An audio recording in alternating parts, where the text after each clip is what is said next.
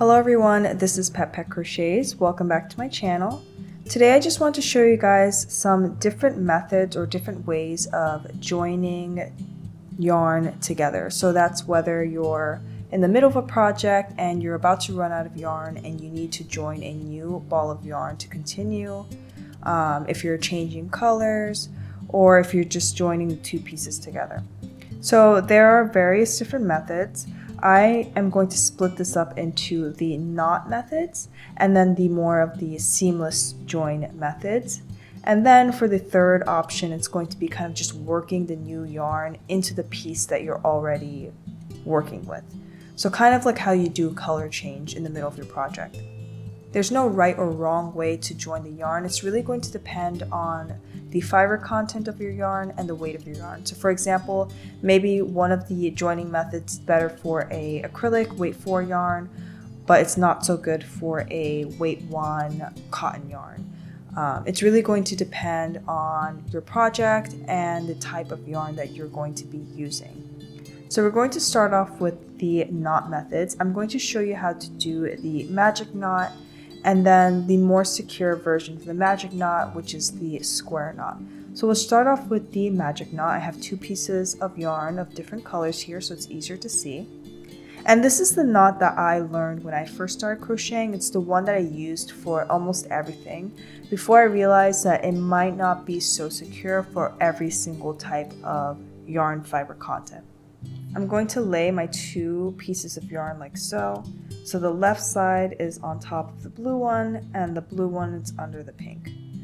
Or the right side is under the left one. Now I'm going to cross them over. So let's start with this one, the pink one. It's over the left side. Now I'm going to go under the yarn. Go back over. So I went under this left side. I'm going back over. It's making a little loop. And I'm putting that little tail through the loop. So you're basically just making a knot. And then pull. So we have one knot, and now we need to make another. The blue yarn is going to go over the pink. Went over, we're coming back down to the other side, and then I'm just putting the tail end through the circle, so just making a knot. Tighten. Once you tighten both ends, now you're just going to pull the two ends of the yarn together, and the two knots are going to meet at the middle. Then from here it's very easy, you just trim off the excess yarn and this is your magic knot. Okay, I find that this leaves a kind of bulkier knot in the middle. It's better for thinner yarns, it's less visible, but when you have like bulkier, thicker yarns, it's a lot more visible and the knot is, you can feel it, it's kind of hard and it's bulkier. Now I'm going to show you how to do the square knot. So this is actually a knot that I learned recently. I find that it works best with yarn that's a little bit more slippery and may come undone with just the magic knot. So for this we're going to take our two pieces of yarn. We're going to take the right side, place it over the left. Now we have an X. So right side went over the left side. We're taking that yarn, looping it under, and then bringing it back up.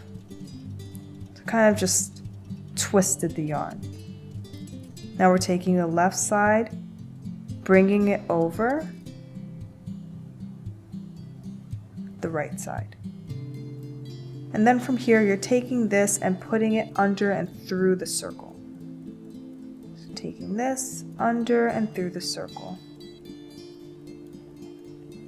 And this is what you should have. Kind of like the two loops are intertwined together.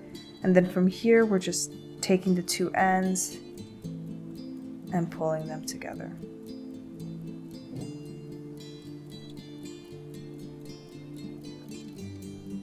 And then again, you just trim off the ends.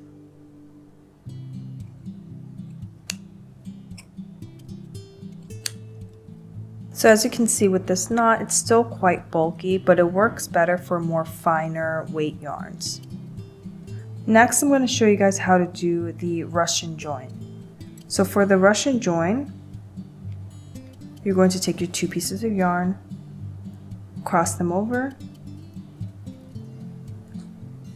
You're going to fold one side of the yarn over the other yarn, take the other yarn and fold it over the yarn. So you're making 2 loops that join in the middle like this. Now basically what we're going to do, you're going to grab your darning needle. We're basically weaving these loose ends back up through that yarn, and this creates a very strong join. So I tend to use this a lot more for acrylic yarns and heavier weight yarns that can split easily for us to be able to weave this back in. So I took the working end, put it through the darning needle. We're going to start with the pink side. Okay. And now I'm just going to take this and weave it through the center of the yarn. So I'm kind of weaving it in and out, splitting the yarn and weaving it in and out.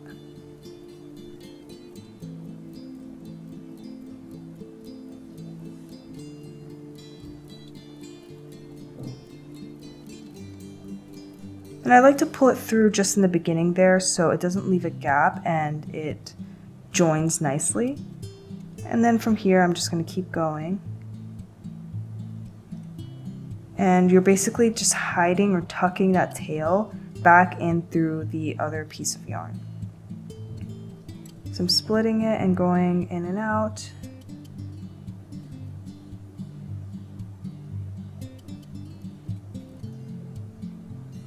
And we're going to do this for a few inches. Okay, once I feel that's long enough, I'm just going to hold the base of this right here. And you're basically pulling that through.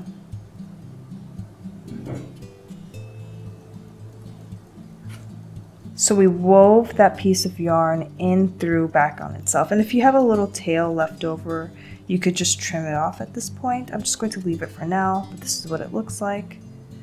Now let's do the other side. So again, I'm putting the tail end through the darning needle. And I'm just going to pull this through the base here first. I'll weave it in and out a few times. And then pull it through. Because otherwise I find that sometimes it can leave a bit of a gap. Okay, and then from here I'm just going to start weaving it in and out. Working my way up through the center and kind of splitting the fibers as I go and weaving it back and forth through the middle of that other yarn.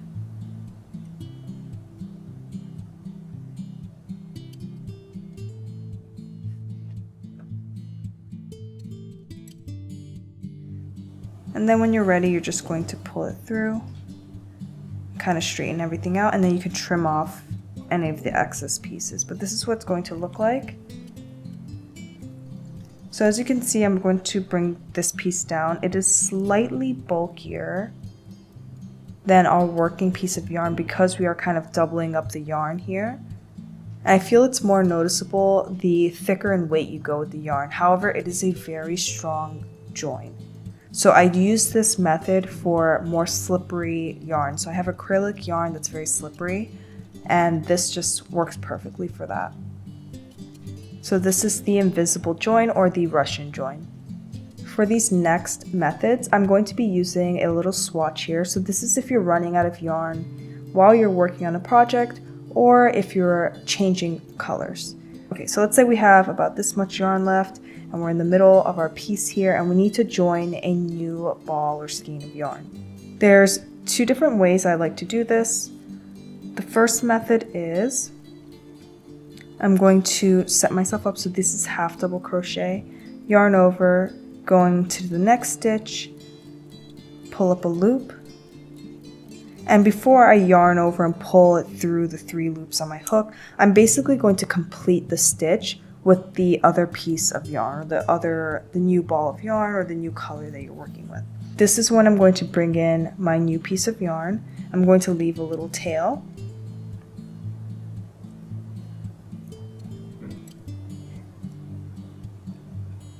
I'm going to grab the yarn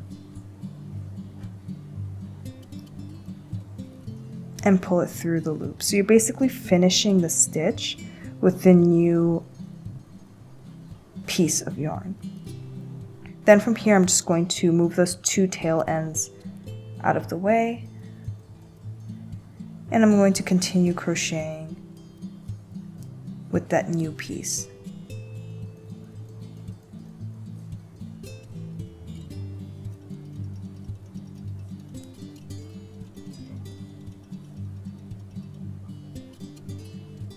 So this is what it looks like. So we basically work the stitch halfway and then finish the rest of the stitch with the new piece of yarn and continued crocheting with that new piece. And then from here you could just weave in these ends in the back.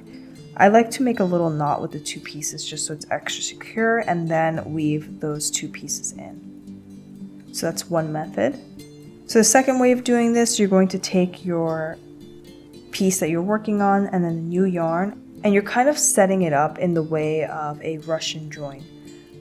So you're taking one piece of the yarn, looping it over the other, taking this and looping it over. So you see how it's doing that same thing we did with the Russian join. So we're taking 2 loops and meeting them at the middle. From here it's very simple. You're just holding the 2 pieces like this, and you're going to continue crocheting. And I'm holding everything securely. I'm just going to keep crocheting. So I'm crocheting with the 2 ends. So in the Russian join, we're weaving the 2 ends together. Here we're just kind of holding it and doing it. So I'm holding the 2 pieces, yarn over, I'm doing a half double crochet.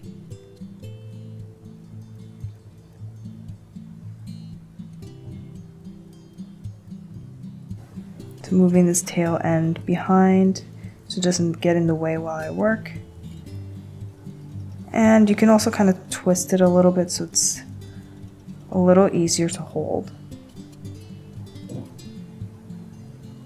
Yarn over.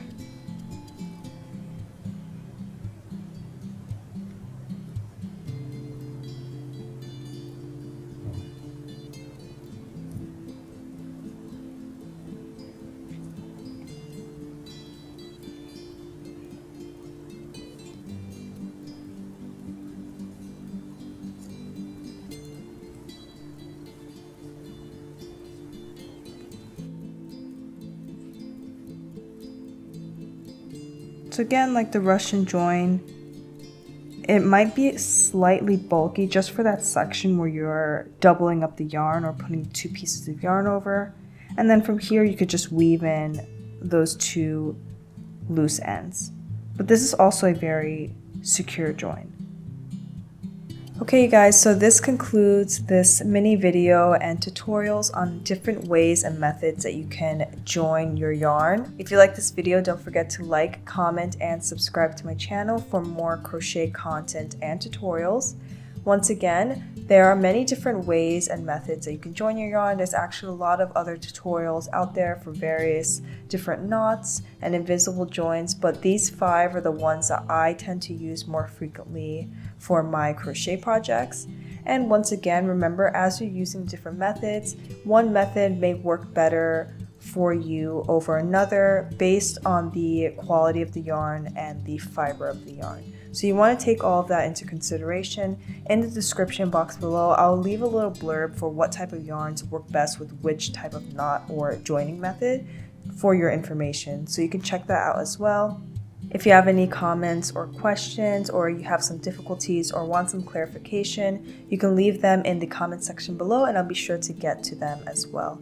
Alright, so I'll see you guys in the next video. Bye everyone!